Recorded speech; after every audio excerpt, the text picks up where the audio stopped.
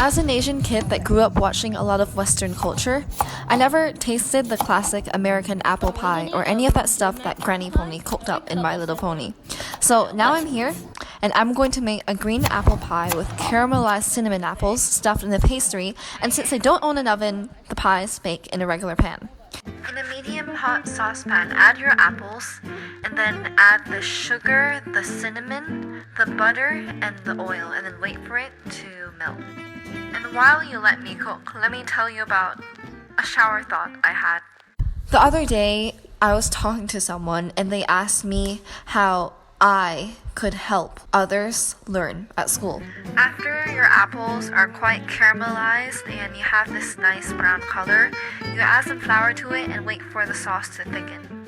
You see, one thing about me is I'm pretty smart. It's not arrogance, trust me.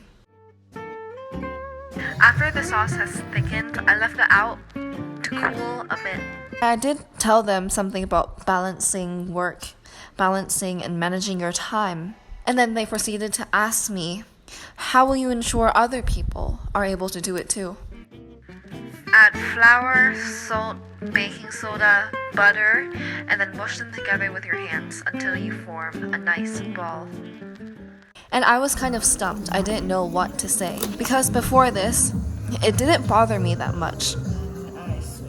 Say goodnight to the bowl, leave it in the fridge alone, and then finally take it out. Because whenever I had a problem, I always had a plan and step-by-step solution to it. Again, I understand myself really well and how I work and how I study and how my schedule works, but there's no option to just apply that to others. It doesn't work that way. So maybe it left me feeling that maybe I was kind of obnoxious, thinking that everyone could be like me. And one of the reasons why I think I didn't recognize until now was because I didn't think that I would be that kind of person.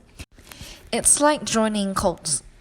You never know that you're in a cult because you don't expect you be a cult person. Or, for example, this book I recently read for school, Lord of the Flies. The humans, they don't realize that they're evil, and by not recognizing their innate evil, they end up committing some savage, questionable acts. So while I'm not murdering anyone, I think I still have to be cautious and still have to be more self-aware about how I'm acting, I guess. Am I overthinking? This is the final dish. It looks amazing. And the taste, I'd give it a 7 out of 10. It doesn't taste of nostalgia or childhood, but that's probably because I didn't eat this as a kid.